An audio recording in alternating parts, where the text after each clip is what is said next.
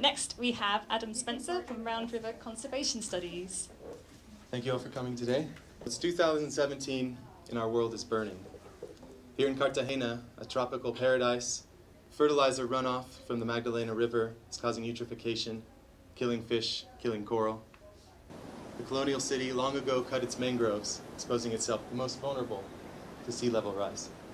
And that's what we humans do all over the world in our Anthropocene. We're killing species 1,000 times faster than normal, burning forests, we're capturing, trading, killing, and disregarding life in all its forms. But that's why we're here, right? We are the heroes rising up in the Earth's time of need to answer her greatest call. We are out there all over the world discovering new places, meeting new people, discovering species, and we're doing it because we care about the truth and we care about life on Earth. We are the fingertips of humanity on the pulse of the Earth, and we are wanting to know how we can get everybody else to care about this. My name is Adam Spencer. I'm with Filmmakers for Conservation. We're a US-based nonprofit of a global connection of filmmakers who are here to inspire you as conservationists to tell your stories. I'm happy to hear about good news. We're happy to hear about getting education out there. And I have a few key tips to let you know how you can do that. The first is you just have to be visual. Take some videos of yourself, get out there, put yourself out there, put your voice out there, and be bold. Tell us what you're doing. Tell us what works. Communicate your success. Use visual evidence to show your audience what's happening instead of just telling and testifying. Get close to your subjects to draw in your viewers emotionally, and putting it all together in stories so you can inspire enthusiasm for what you're doing instead of dooming and glooming people to make them act. So I'm here to tell you to take selfies. Well, believe it or not, it's a pretty effective way of communication. You have a phone, that's the Tower of Babylon. You can reach almost anyone in the world through this device. And all it takes is you to look in the eye through the camera and tell them what you do and why you're passionate about it. And people will start paying attention. As scientists, we've seen a lot of presentations of studies. It's objective. To engage people to care, that's subjective. So don't be afraid to be vulnerable, to open up. I think this is a great example. I thought one of the most emotive stories from last year was the devastation of the coral reef. And you hear these headlines of coral scientists in tears. But you never saw it. You never saw Dr. Hughes explaining to his students there might not be a reef to study when they graduate. And that would be a powerful visual key. So don't be afraid to let them in. That allows empathy, and that allows people to say, how can I help? Hi everybody, I'm Steve Winter from National Geographic. I'm going to take you on a tour of the Peruvian Amazon as part of my worldwide jaguar story. So just a selfie video. That's an Instagram. Nat Geo has one of the highest Instagram followings. They're explorers in the field. Hey, this is what we're doing today. Come check me out. So your assignment, like we had with Dr. Muller today, is tell the world why you're passionate about what you do. And share it using hashtags. We saw Conservation Optimist today, or I am a conservationist. Let us know. There's a lot of noise out there, and we need to be more a part of it. So now we're not just going to be introducing ourselves all the time and telling us why we're passionate. We're going to be telling each other what works, what's successful. We're bad self-advocates as conservationists because we hold so much doubt for what the future holds, and we know there's so much we don't know. So today, right now, this is your opportunity. Find a partner, look them in the eye, and share one professional accomplishment and one personal accomplishment that you've had in the last year. All right? It could be something like, I led the first expedition to the Isabel Glacier. I forgot to mention some uproarious validation, because we're putting ourselves out there, we're sharing accomplishments. So get with a partner. You have 30 seconds to share 2 accomplishments and then give each other uproarious validation.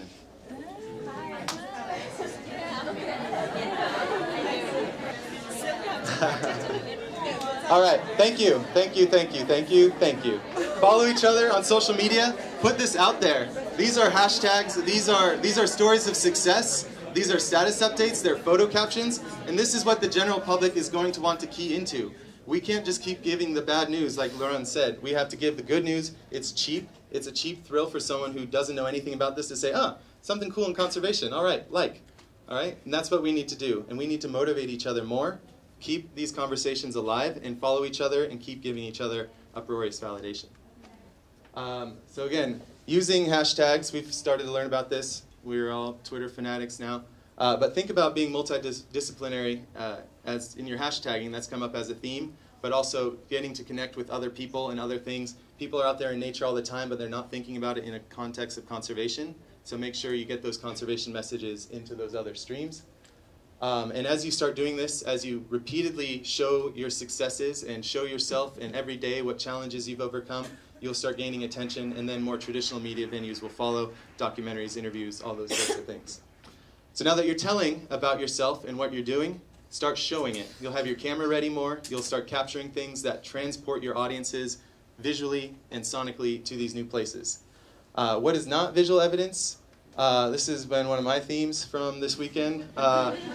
You're scientists, I love it, but when you're trying to communicate something, your data, that's something that is for you to give yourself a conclusion. Just tell me the conclusion, all right? Because we're like, what? Don't use graphs. So a good example of visual communication is I could tell you that there's assassins in Peru killing indigenous people to get to their wood, or I could show you this. Justo estábamos haciendo una ronda. Los hermanos de Xánica. Ahí está su escopeta también, que se han encontrado. Nos percatamos que habían 5 personas. Todos estaban con armas, tenían granadas, estaban con armas de AKM. ¿Quiénes son los que vienen atornillando? Kenacha, Bailarín y Kenacha. Son las dos empresas concesionarias madereras que vienen atentando contra ustedes. Ya, esas personas que han venido, ¿con qué intención vienen acá? ¿Por qué están acá en esas tierras? Atacarnos, saquen su madera tranquilo. Querían atacar a la vista sus armas acá. Invasores, ellos son como, vienen como terroristas. This is an example that was filmed on a tablet. Edgar, wonderful man, had no interest or idea. He was actually captured by the Ashanika because they thought he was one of those assassins. But you can go out there with whatever device and bear witness to environmental justice, and then you are obligated to share that with the world. So please go out there more and show. Quick photography tip, get close, don't be shy, get close to human faces. It's through each other's eyes, through our gaze. That's how we engage, that's how we see through to your soul. You can go and you'll see people from all over the world. All these people have an environmental issue, and now that you've seen and connected into their eyes, you might want to know what's behind this gaze. What bright future do these eyes hold? What joy are they sharing? What curiosity? And what do they think will happen to their children? And finally, put it all together in a storytelling arc that you may have learned in second grade reading class. What parts do stories have? They have an introduction where you find the place, you see the characters. They have development. Our characters are thrown into a conflict. They deny. They have to overcome. They have a climax and some resolution. We talked about having good news. We've talked about conservation optimism, sharing that good news. And here's just a quick example. This is adapted from Tony Parras' 10 Steps to Easy Storytelling in Conservation. Setting, where is it? Let's not start off with, all the mangroves are disappearing. Let's start, well, here's some beautiful mangroves, all right? It's a beautiful place. You know, here in Chile and Patagonia, you introduce your characters, the stakeholders, right? They're just normal day, everyday people going about their lives. They're not necessarily in a conservation battle, but then a conflict is thrust upon them, like many other stories. We don't want to turn our viewers away right at the beginning by saying this thing is bad that's happening, right? So allow neutrality, allow them to engage. Our characters step up to the challenge. They come up with solutions, communicate those solutions. Those solutions are where your audience is going to say, all right, I get this. There's a lot of things we can do. I want to participate. I want to be a part of the winning team. So here with Marcelo, he invited us to our farm, and we're proposing a protected area to help protect his way of life and the Huemules. I think that's all I have. So I have a couple more slides for while you have questions as resources. I'll be putting this up online as well. And just welcome all of your stories and your passion. Thank you.